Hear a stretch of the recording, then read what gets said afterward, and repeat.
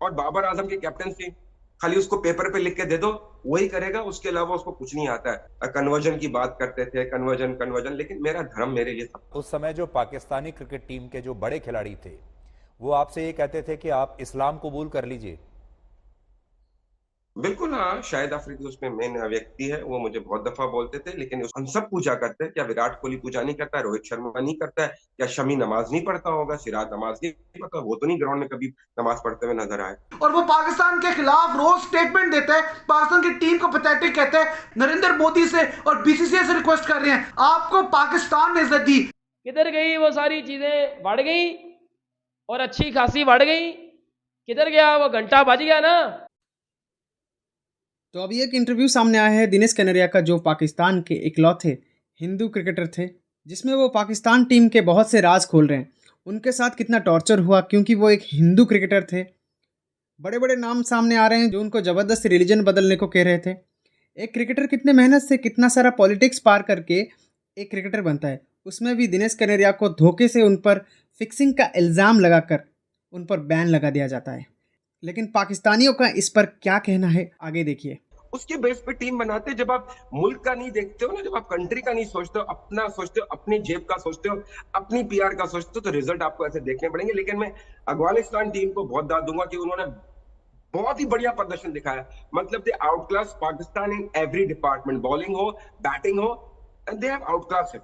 और बाबर आजम की कैप्टनसी खाली उसको पेपर पे लिख के दे दो, वही करेगा, उसके अलावा उसको कुछ नहीं आता है। शाहिद अफरीदी हो गए, बाकी लोगों ने मुझे बहुत सताया, बहुत मेरे साथ खाना नहीं खाते थे, कन्वर्जन की बात करते थे, कन्वर्जन कन्वर्जन, लेकिन मेरा धर्म मेरे लिए सब कुछ, मेरे लिए यानी और कुछ यानी भी आप नहीं ये है। कह रहे हैं कि इन्होंने उस समय जो पाकिस्तानी क्रिकेट टीम के जो बड़े खिलाड़ी थे वो आपसे ये कहते थे कि आप इस्लाम कबूल कर लीजिए।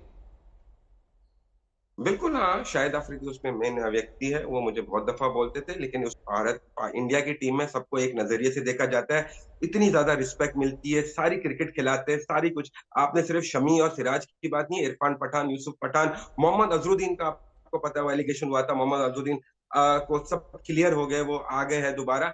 सबकी एक होती है यार, मतलब पाकिस्तान में तो ये है ना बॉस, के पाकिस्तानी टीम में जो परिस्थिति मैंने देखी, और मेरे साथ जो करते थे इन लोग, बार बार टॉन्ट करना, भगवान के बारे में ही कुछ कहना, ये करना, लेकिन मैं हमेशा एक कान से सुनता था, दूसरी कान से निकलता था, और मुझे सिर्फ ये था कि यार मुझे सिर्फ परफॉर्मेंस करनी है, मेरी परफॉर्मेंस ये जो मुझे टीम में रखेगी, उसके अलावा कुछ नहीं हो सकता है। यहाँ पर तो कोई परफॉर्म करता भी नहीं था, तो वो तो टीम में रहता था, लेकिन बहुत बड़ा जमीन और आसमान का अंतर है। हम सब पूछा करते हैं, क्या विराट कोहली पूजा नहीं करता है, रोहित शर्मा नहीं करता है, क्या शमी नमाज नहीं पढ़ता होगा, सिराज नमाज नहीं पढ़ता, वो तो नहीं ग्राउंड में कभी नमाज पढ़ते हुए नजर आए।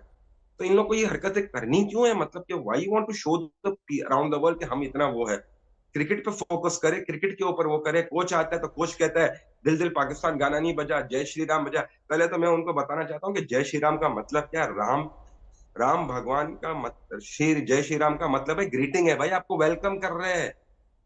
अल्लाह अकबर थोड़ी कह के वो कर रहे हैं, कोई अपना जिहाद कर, अगर आप इजाजत दे तो। जी जरूर।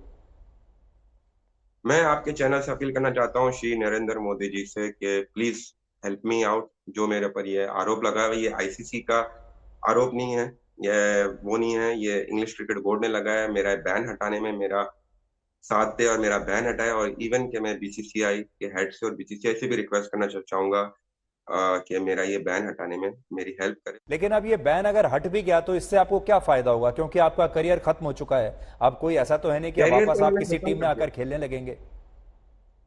नहीं, कैरियर तो खत्म कर दिया है, कैरियर तो इन्होंने वाट लगा दी मेरे कैरियर की, सारा कुछ कर दिया, लेकिन एक बिला वजह का कलंक लेके इस दुनिया से नहीं जा। और आप कह रहे हैं कि आपका मुल्क जो है आपके साथ गद्दारी कर रहा है। गद्दार तो आप हैं, ट्रेटर तो आप हैं। जिसने पाकिस्तान की शर्ट पहनी, उसने पाकिस्तान के स्टार को बेचने की कोशिश की, और वो पाकिस्तान के खिलाफ रोज स्टेटमेंट देता है, पाकिस्तान की टीम को पैथेटिक कहता है। आपको इस मुल्क की वजह से इज्जत मिली, आपने इस मुल्क के साथ ज्यादती की, गद्दारी की, इज्जत आपने भी खोई, अपना वकार खोया, और अब आप इल्जाम लगा रहे हैं पाकिस्तान टीम पे।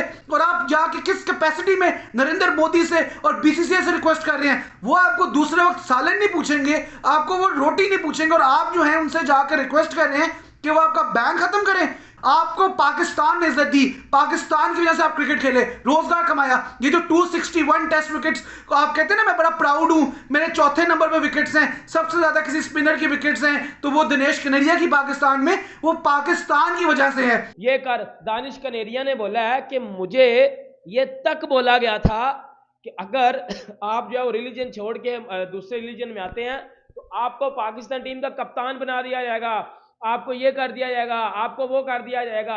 और उस टाइम शायद अफरीदी ने ये सारी चीजें की थी।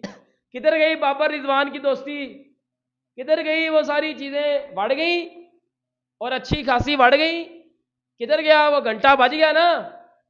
रिजवान के अंदर भी यही बात है, मुझे कप्तानी मिले, बाबर के अंदर ये बात है मेरे से कप्तानी वापस ना ली जाए। तो देखा आपने कैसे एक सच को बेतुके बातों से दबाया जा रहा है, घुमाया जा रहा है, लेकिन सच तो आखिर सच होता है। हम आशा करेंगे कि आगे जाकर उन पर बैन हट जाए। तो हम आपको मिलते हैं अगले वीडियो में एक और वीडियो के साथ। तो तब तक के लिए जय हिंद, वंदे मातरम।